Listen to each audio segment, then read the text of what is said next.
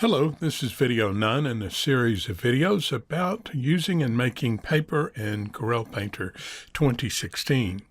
Okay, so in the last video we made this image that you see right here, and we did not make it seamless. And so when we captured it and used it as a paper, we see the seams in the tiles that create the paper. And that's not a very good thing to do. So let's go back to this here, and I'm going to go Control A, which will select the whole document.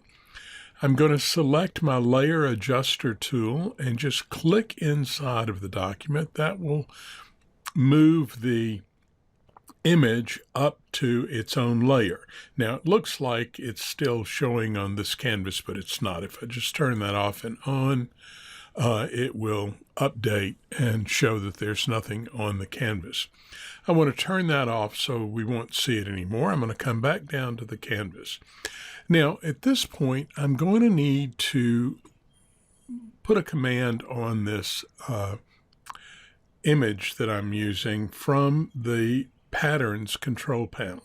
And remember, we get the Patterns control panel by going to Windows, Media Control Panel, and click on Patterns. With this image selected, I go over here and I click on Define Pattern. Okay.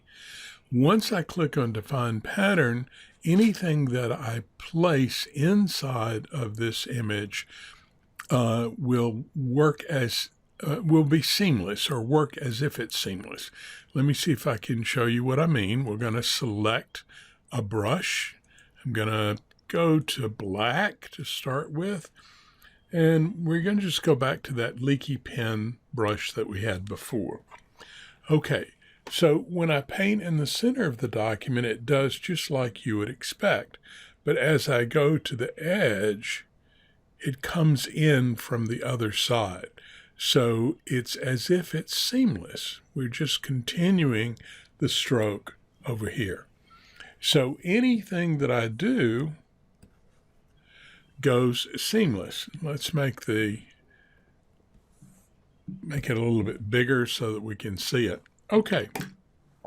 Now, because I have used the command Define Pattern, anything that's on the canvas area, okay, I can come down here and hold the Shift key and the space bar.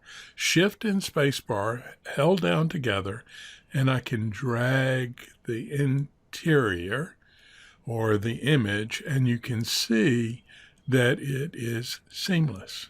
Okay, so I'm just going to, let's just stop right there. Okay. Now what I'm going to do is go Control A, or Command A for Mac. I'm going to come back up to my Papers control panel or my Papers library panel, and I'm going to select Capture Paper. And this time I'm going to name it Seamless Paper Demo. Again, not using the crossfade, leaving that at 0, and I'm going to stop and cancel this because I forgot to look and see what paper I had selected. But I'm okay. I had the demo paper selected. I always forget that, and you want to remember. So we're going to capture the paper again, and we'll call it Seamless Paper Demo. No crossfade, and say OK. And as you can see, it's been added to the image. Okay, so I'm going to open up the image that I had before, and I'm going to turn off that layer that showed the paper that I had placed there before. I'm going to select the new paper that we just made, and notice that it's 250 by 250 pixels, and this is 1,000 by 1,000 pixels, and I'm going to show the paper. And there you go. You see the paper. Now, notice that if I zoom in, I don't see any lines in here. This paper is completely seamless. Now, you see pattern repeats. That's what these things are.